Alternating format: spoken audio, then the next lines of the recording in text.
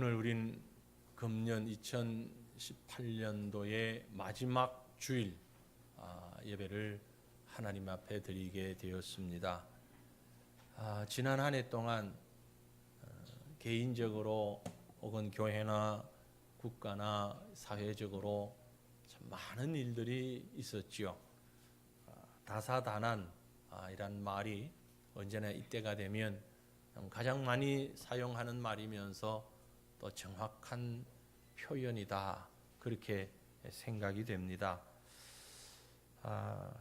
정말 이 한 해 동안 기억하고 싶은 일들, 기억하고 싶지 않은 일들 참 많이 있었습니다.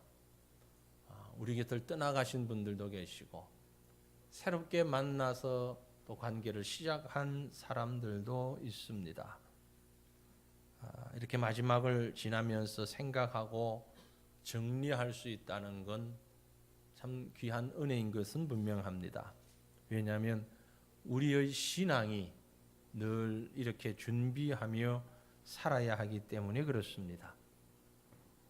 여기 앉아 계신 분들 가운데는 그 삶의 거의 후반부 혹은 마지막 부분이다라고 생각하며 살아가시는 분들도 계시고, 아직은 많이 남았다, 그런 생각을 가진 분도 계실 것이지만 그건 우리 마음대로 하는 게 아닙니다. 하나님이 어떻게 얼마나 우리에게 더 이 땅에 살아갈 수 있도록 시간을 주실는지 알 수는 없습니다. 하지만 우리는 그저 매일매일 오늘이 마지막이다 라는 생각으로 살아가는 것이 당연할 것입니다. 지난 한 해 동안 수고 많이 하셨습니다. 우리 장로님들, 집사님들, 또 선교회 회장과 여러 임원들, 교사로, 구역장으로 여러 가지 직무를 맡아서 수고하신 분들, 오늘 그 임기가 마쳐지고 또 그대로 이어서 하는 분들이 대다수이긴 합니다만은 또 새롭게 시작하는 분들도 있고 이제 그 일을 다 내려놓는 분들도 또한 계십니다. 이 모든 상황들, 시간들 그 속에서 우리 하나님의 인도하심과 또 도우심이 우리에게 넘치기를 소망합니다. 마지막 주일, 우리 인생도 그렇긴 합니다만 이 마지막이라는 것은 우리를 상당히 겸허하게 만드는 것이 분명합니다. 사도 바울은 잘 아시는 대로 성경 많이 썼습니다. 서신서나 이렇게 해서 많은 성경 약 13권 이상을 기록을 했는데, 그 중에 오늘 우리가 읽은 디모데후서는 맨 마지막 적은 책입니다. 바울의 생애 가운데 마지막 로마 감옥에 두 번째 투옥되었을 때에 기록한 것으로 보여지는데, 그때가 거의 바울에게는 마지막 시간들이었다, 이렇게 보여집니다. 오늘 우리가 읽은 말씀 바로 앞에 4장 6절을 보면 전제와 같이 내가 벌써 부어지고 나의 떠날 시각이 가까웠도다, 이렇게 말하고 있잖아요. 전제와 같이 내가 부어졌다. 이것은 구약 시대의 그 성전에서 제사를 드릴 때에 짐승의 피를 짐승을 잡아가지고 그 피를 제단에 이렇게 붓는 행위, 그걸 전제라고 그럽니다. 짐승의 피를 붓는 것. 그러니까 내 생명이 이렇게 주님 앞에 부어졌다. 그래서 많은 성경학자들은 이 말씀을 근거로 바울이 디모데후서 적어도 4장 이 부분을 기록할 때는 이미 사형 선고를 받은 후다, 혹은 사형이 정해져 있는, 며칠 날 사형한다, 이런 것이 정해져 있는 그런 순간이다 라고 얘기를 합니다.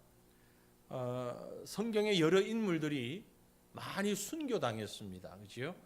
대부분의 사람들이 유배가거나 혹은 이런저런 모습으로 심지어 십자가에 거꾸로 매달려서 혹은 매를 맞아서 이렇게 생을 마쳤는데, 바울은 교수형을 당했습니다.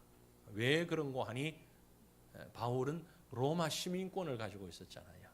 그것 때문에 죽음도 처참한 것이 아닌 가장 젠틀한 죽음을 법적으로 이렇게 했기 때문에 교수형을 당했습니다. 그러나 그 날짜를 받아놓고 혹은 그 기간을 기다리면서 얼마나 그 마음이 참 힘이 들었을까 우리가 충분히 짐작할 수 있는데, 바로 그런 시기에 썼던 글이 디모데 후서, 특별히 4장 이 부분이다라는 것입니다. 이 글을 읽다 보면 우리에게 마지막이라고 하는 건 참 중요하다를 새삼 느끼게 됩니다. 운동 경기를 하는 선수들 마지막이 중요하죠. 아무리 앞에 이기고 있다가도 마지막에 지면 그 게임은 지는 거죠. 정치를 하는 사람도 마찬가지고, 또 직장 생활을 하는 사람도, 어떤 단체를 이끄는 사람도, 모든 사람에게 있어서 시작도 중요하지만 마지막 참 중요합니다. 여러분은 여러분의 마지막을 어떻게 보냈으면 좋겠다라고 생각하시는지요? 저는 몇 차례 말씀을 드린 적이 있습니다만, 나만 생각했어? 여러분들 죄송합니다마는 욕심을 부려서 나만 생각해서 나는 주님 앞에 갈 때에 설교하다가 가면 좋겠다. 설교하다가 가면 앉아있는 청중들은 상당히 당황스럽죠. 그리고 막 좀 쇼크도 받고 아마 스트레스를 받을 수도 있고 여러 가지 복잡한 일이 생길 수 있지만, 그래서 여러분 생각 안 하고 죄송하지만 저 혼자 생각했을 때 설교를 하다가 죽었으면 참 좋겠다, 그런 생각 가져봅니다. 여러분은 여러분의 생이 어떻게 매듭지어지기를 원하는지 나중에 이제 그 말씀을 조금 더 드려보겠습니다만은, 이 마지막이라 하는 것은 너무너무 중요합니다. 특별히 이제 금년 한 해를 매듭지으면서 이 마지막에 우리는 어떤 자세로 뭘 하며 어떤 모습으로, 오늘과 내일밖에 없습니다. 마지막 2018년도의 마지막이, 이때 우리의 마음에 어떤 자세를 가져야 할까, 말씀을 통해서 우리 모두에게 큰 은혜가 넘치기를 바랍니다. 오늘 말씀해 보니까 바울은 그 마지막을 어떻게 정리했는가, 아주 중요한 한 가지가 있는데, 그것은 바로 사람들에 대한, 다른 사람들에 대한 서운한 감정, 원망, 불편한 마음, 이런 것들을 다 해결했다라는 거죠. 버려놓았다라는 것입니다. 오늘 말씀 가운데 11절 보시면은요, 누가만 나와 함께 있느니라. 네가 올 때에 마가를 데리고 오라. 그가 나의 일에 유익하니라. 지금 디모데에게 편지를 하면서 올 때에 마가를 데리고 와라, 그렇게 이야기하고 있습니다. 이 말씀이 왜 이런 특별한 의미가 있는가? 배경을 조금 설명을 드려야 하는데요. 마가는 바울과 함께 선교 여행을 1차 선교 여행 때 동행했습니다. 1차 선교 여행 때 바울이 마가와 함께 갔고 또 여러 사람들이 같이 갔지요. 그런데 이 마가가 너무 힘이 들어서 혹은 감당하기가 어렵다고 생각이 되어져서 출발해서 얼마 가지 않아서 되돌아갔어요. 난 도저히 같이 못 가겠습니다. 여러분이 성지순례 혹 가시게 되면 바울이 전도 여행 다녔던 길을 한번 가보십시오. 지금 다녀도 쉽지 않은 길입니다. 그러니까 마가가 조금 가보다가 아이고 난 도저히 안 되겠습니다, 되돌아갔어요. 그래서 바울의 마음에 상당히 그 서운함이 있었습니다. 1차 선교여행을 갔다 오고 조금 지난 다음에 2차 선교여행을 갈 때에 바나바와 함께 큰 의견 충돌이 있었는데, 그 의견 충돌의 내용이 뭐냐면은 바나바는 마가를 데리고 가자 그랬고, 바울은 1차 갔을 때에 그 조금 가다가 포기한 그 사람을 데려가서는 아무것도 안 된다, 데려가지 말자, 이 일로 둘이 아주 다투었어요. 바울과 바나바는요, 요즘 말로 얘기하면 대단한 절친입니다. 아주 뗄래야 뗄 수 없는 아주 가까운 사이예요. 어느 정도인가 하니 바울의 멘토이기도 합니다, 바나바가. 아시다시피 바울이 교회를 핍박했잖아요, 사울로. 그러다가 다메섹 도상에서 예수를 만나고 3년 동안 아라비아, 자기 다메섹 있는 그 고향 쪽, 그쪽에 가서 복음을 다시 정리하고 신학을 정리하고 하는 시간을 가졌다가 되돌아옵니다. 예루살렘으로 돌아와서 기존의 교인들 앞에 딱 나타나요. 여러분 한번 생각해 보세요. 3년 전만 해도 교회를 핍박하고 막 가장 소문난 악질적으로 교회에 반대되는 원수 같은 일을 행했던 사람이 3년 만에 어디 갔는지 갔다가 되돌아와가지고서는 성경을 가르치고 복음을 얘기하고 설교를 하겠다고 그러니 교인들이 쉽게 받아들여 질 수가 있겠습니까? 매우 어렵지요.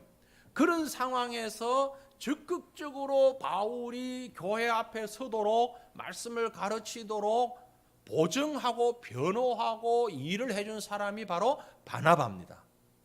바나바가 이분은 분명히 이제 정말 회심했고 우리 예수 그리스도의 사람이다. 우리의 지도자가 될 만한 충분한 자격이 있다. 그리고 예루살렘 교회를 비롯한 많은 곳에 바울을 소개하고 변명하고 대변하고 했던 인물이 바나바예요. 그러니까 바울에게 있어서 바나바는 영적인 멘토이면서 동시에 생명의 은인과 같은 아주 대단한 그런 사람인 것입니다. 그런데 이 두 사람의 관계가 깨어진 게 물론 나중에 다시 화합을 했지만 깨어졌던 것이 누구 때문이냐면은 바로 마가 때문이라는 거죠. 마가를 데리고 가냐 마냐라는 문제를 가지고 서로 논쟁을 하다가 그 절친, 그 중요한 두 사람의 관계가 깨어져 버렸다라는 거죠. 그러니까 바울 입장에서 볼 때 그렇지 않아도 못마땅하고 불만스러웠던 마가가 더 미운 거예요. 그럴 수 있잖아요. 더 밉고 더 싫은 거예요. 어떻게 저 사람이 저럴 수가 있나. 그런데 마지막에 인생의 마지막 부분에 와서 바울이 디모데에게 편지를 합니다. 마가를 데리고 와라. 마가를 데리고 와라. 그는 나에게 참 유익한 사람이다. 뿐만이 아닙니다. 오늘 성경에 보면 또 한 사람 등장하는데 알렉산더라는 사람이 나옵니다. 14절 보시면은 구리 세공업자 알렉산더가 내게 해를 많이 입혔으니 주께서 그 행한 대로 그에게 갚으시리니. 알렉산더라는 이름이 많기 때문에 구별하기 위해서 구리 세공업자 알렉산더.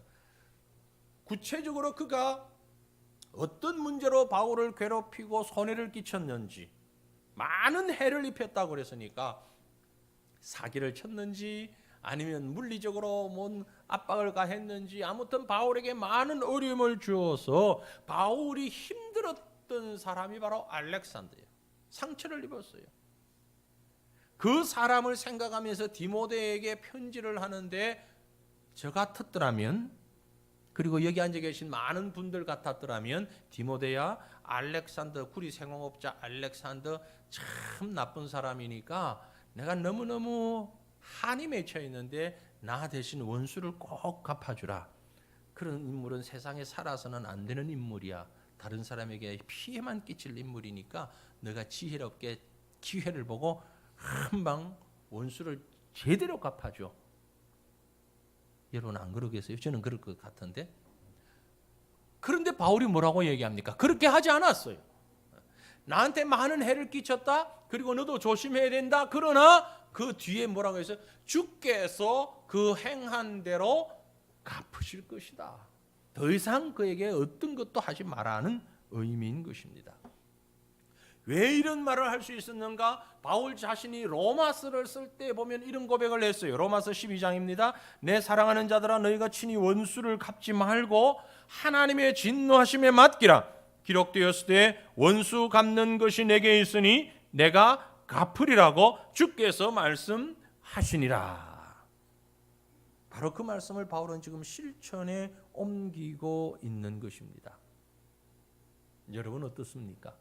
지난 한 해 혹은 그 이상 시간을 지나오면서 여러분에게 직접적으로 간접적으로 손해를 입히고 상처를 끼치고 많은 고통을 안겨줬던 사람들 있죠? 있죠, 분명히. 마음에 들지 않는 사람들이 있을 수 있습니다.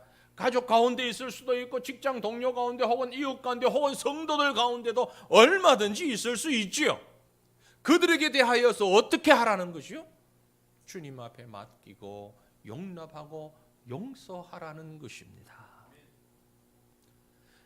또 오늘 말씀해 보면 이런 말씀도 있어요. 16절에 보니 내가 처음 변명할 때에 나와 함께 한 자가 하나도 없고 다 나를 버렸으나 그들에게 허물을 돌리지 않기를 원하노라. 여기 변명한다는 얘기는 재판, 법적으로 판결받을 때 변론한다라는 얘기입니다.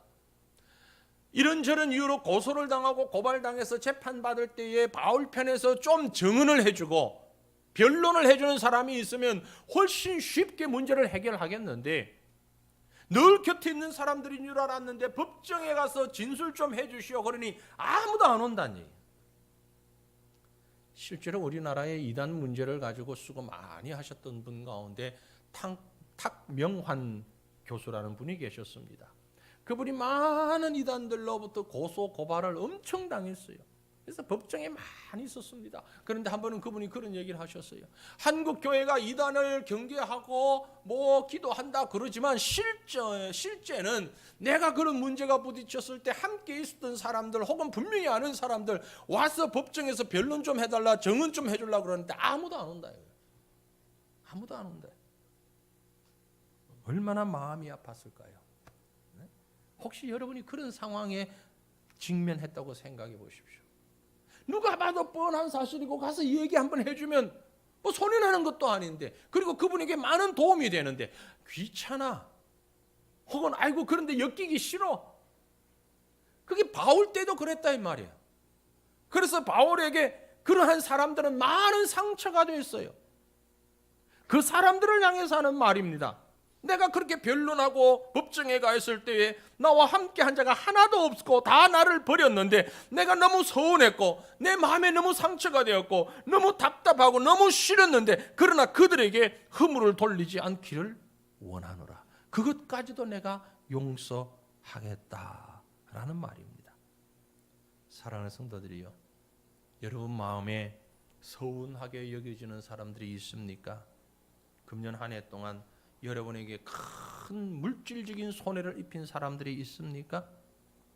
전도에서 임원을 해서 열심히 일을 하려고 하는데 꼭 뒤에서 쓸데없는 말 한두 마디를 해가지고 마음에 상처를 남기고 열심을 팍 꺾어놓고 분위기를 이상하게 만들고 내 수고가 헛되도록 그렇게 한 사람들 얼마나 얄미워요. 얼마나 싫어요. 하지만 그들을 용서하십시다. 이게 마지막을 만나는 성도의 자세라는 얘기입니다. 그가 나에게 상처를 주었기 때문에 오히려 나의 인내심이 깊어졌습니다. 그가 나에게 상처를 주었기 때문에 나는 다른 사람에게 또한 상처 준 일이 없는가를 돌아볼 수 있는 기회를 얻게 되었습니다. 결과적으로 나는 더 성숙한 사람이 되었고 결과적으로 그로 인하여 나에게 유익함이 있었습니다. 이렇게 고백할 수 있기를 바랍니다. 눈에 보이는 사람들과의 관계에서 사랑과 용납과 화해를 실천하지 못할 때에 눈에 보이지 아니하는 하나님과의 화해와 사랑이 얼마나 더 어렵겠습니까? 여러분, 화목과 화해를 실천하는 아름다운 매듭을 짓는 성도들 되시기를 바랍니다. 근데 그건 나 혼자 했다고만 소리 높이지 마십시오. 하나님 앞에서 하셔야 됩니다. 그리고 그 사람과 더불어 할 수만 있다면 또한 하십시오. 불과 이틀밖에 남지 않았습니다. 금년이 다 지나가기 전에 뭐 그러더라고요. 어떤 분이 농담삼아 하는 말인데 금년 가는 뭐죠? 가는 붙잡지 마라.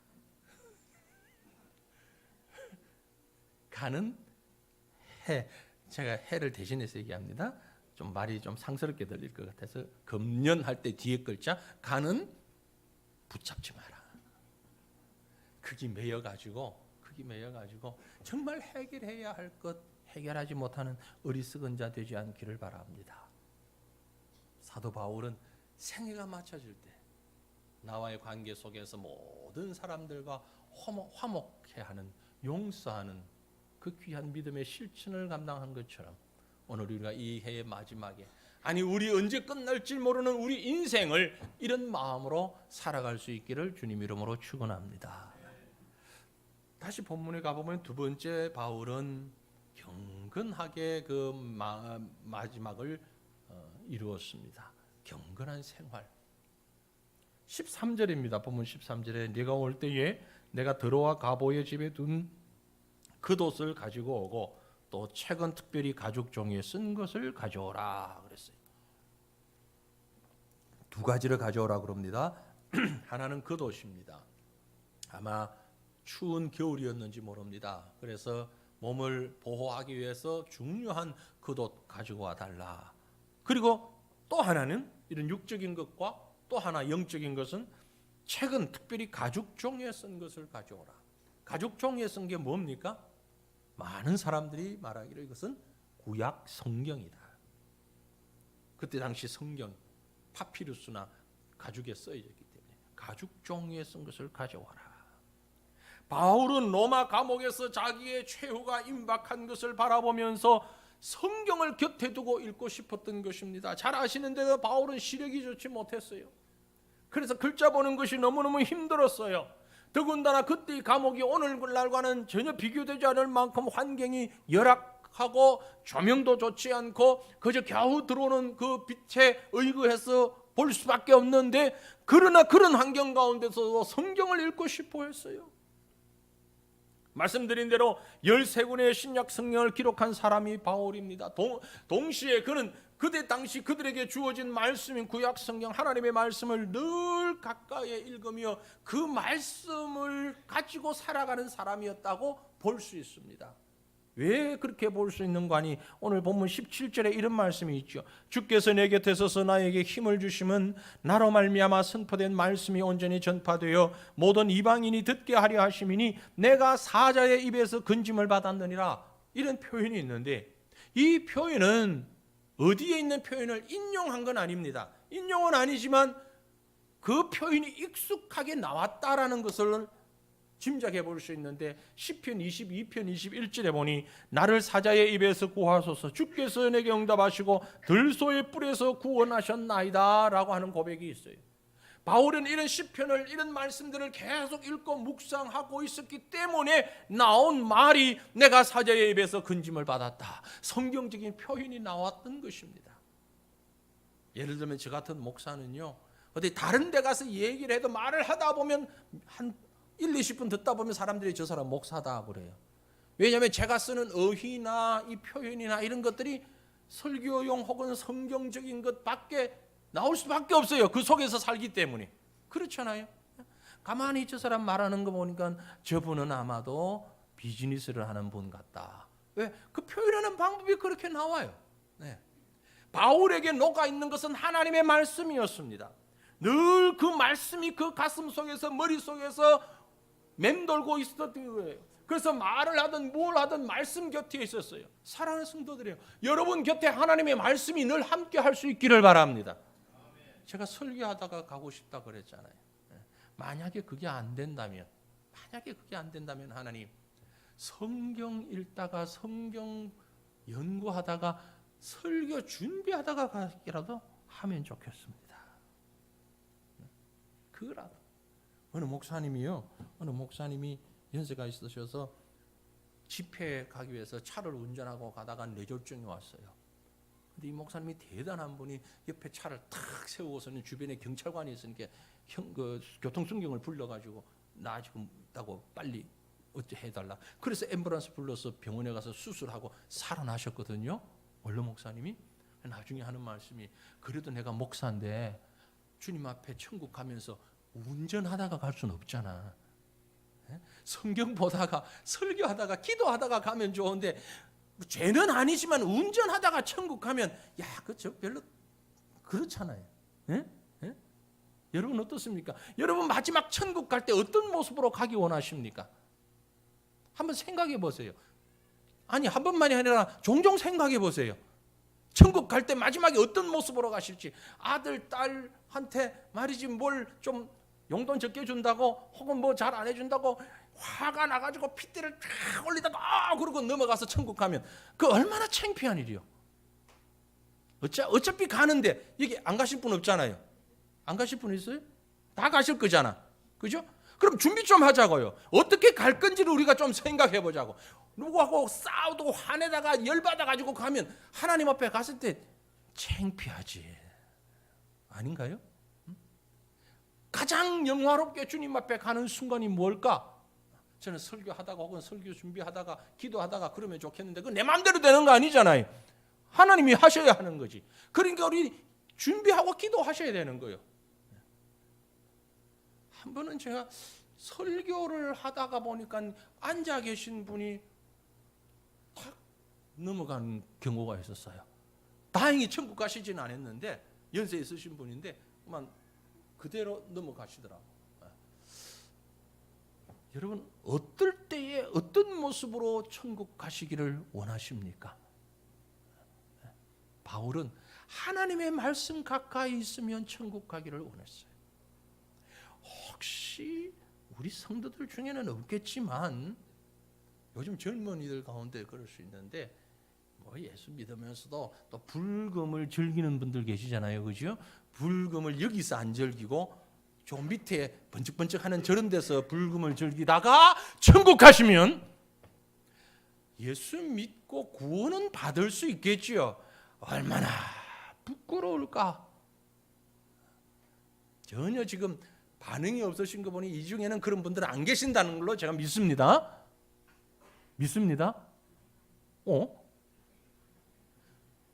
불금을 여기서 기도하면서 보내시지 저 밑에 저런 데서 저런 번쩍번쩍 하는 데서 뭐 연말이다 뭐 성탄은 지났지만 어쨌다 그래가지고 아주 열받아가 계시다가 가지 않기를 바랍니다.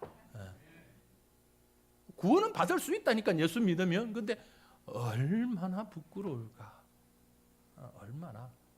자, 우리 기도하십시다. 주님, 제가 주님 앞에 갈 때에 기왕이면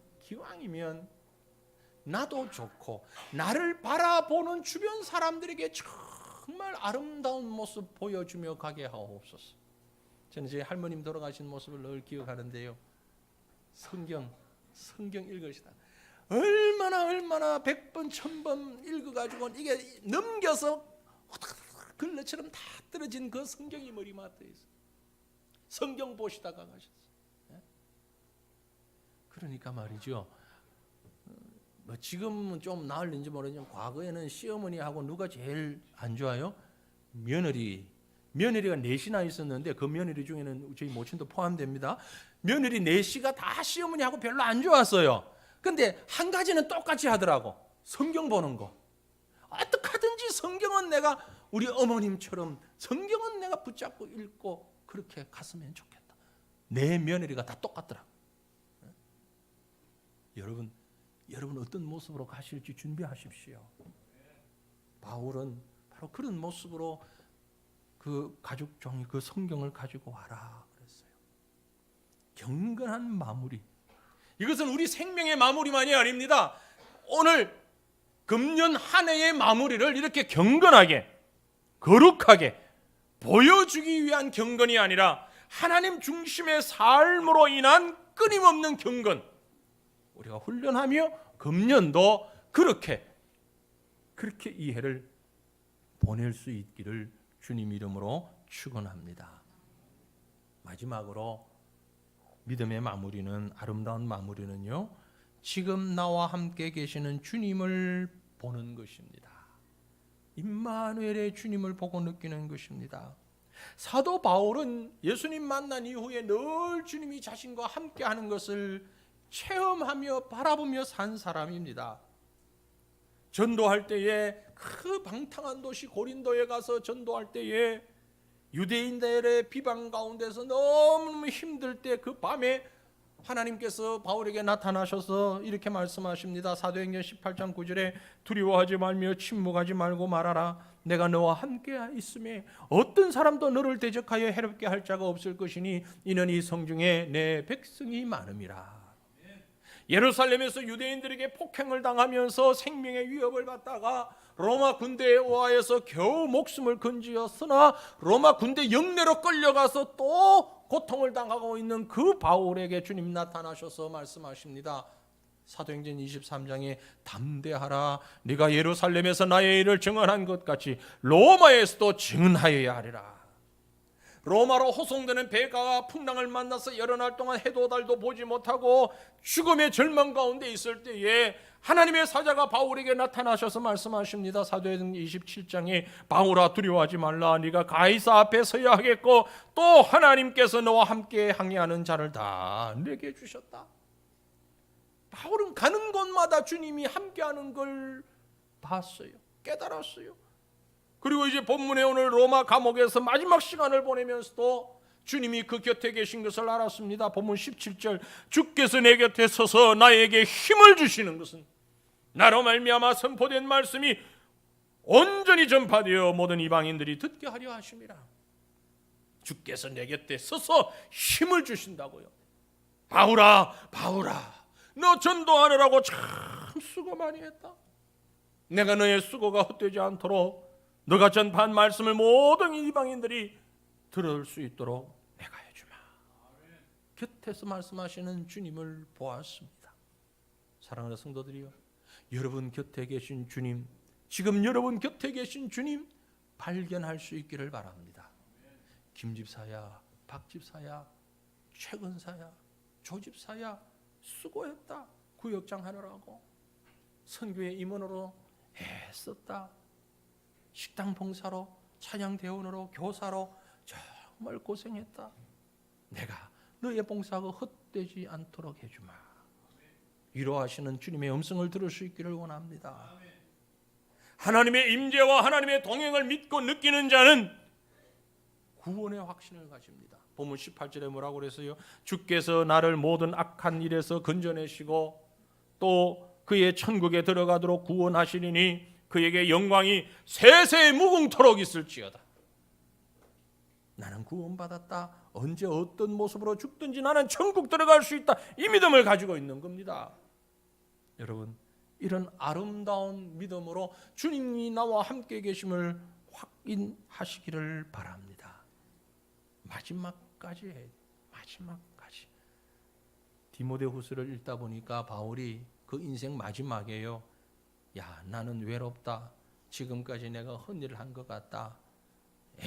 내가 이렇게 되면 어떡하냐. 내가 뭐하고 살았는지 모르겠다. 그런 얘기 하지 않았어요. 그러지 않았어요. 겉옷을 가지고 오고 가죽종이에 쓴 것 가져오라. 나의 하나님의 사자가 나와 함께 계신다. 여러분, 얼마나 귀한지, 얼마나 아름다운지 여러분의 마지막의 아름다움을 위해서 기도하십시오. 오늘 성경 본문에 보면은요, 처음은 좋았는데 끝이 좋지 못했던 사람들이 좀 있어요. 그 중에 대표적으로 한 사람은 우리가 보면 바로 데마라고 하는 사람입니다.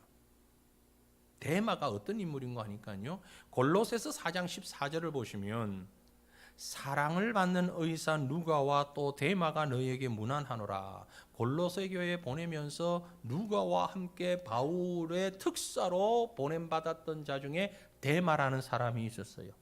그죠? 또 빌레몬서 1장 24절을 보면 또한 나의 동력자 마가, 아리스다고, 데마, 누가가 문안하느니라. 바울의 동력자라고 했어요. 그리고 이 데마는 마가나 또 누가와 함께 일을 했던, 뭐 동급이라면 그렇지만 하여튼 동료 중에 한 사람이었어요. 그죠? 그런데 오늘 본문 10절에 보면 뭐라고 그랬어요? 데마는 이 세상을 사랑하여 나를 버리고 데살로니가로 갔다. 나를 버리고 갔다라는 얘기는 예수를 버리고 갔다 그 말이에요. 요즘 말로 하면 이 데마는 목회자, 목사님이거나 아니면 아주 중요한 일을 맡았던 장로님이라고 볼 수 있어요.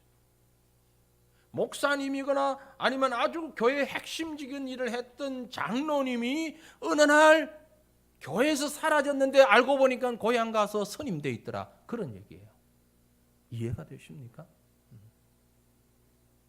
그럴 수 있죠. 왜? 믿음을 잃어버렸기 때문에. 믿음을 잃어버렸기 때문에. 왜 제가 그렇게 말씀드리는가 하니까 성경에는 없지만 고고학자들이 찾아낸 문헌에 보면 데마가 데살로니가에 가서 이방 신전의 사제가 됐다고 기록이 되어 있어요. 처음에는 잘했습니다. 열심히 했습니다. 바울과 함께 동력했습니다. 그러나 끝내 바울을 버리고 세상을 사랑하여 사명을 버리고 가버리고 말았습니다.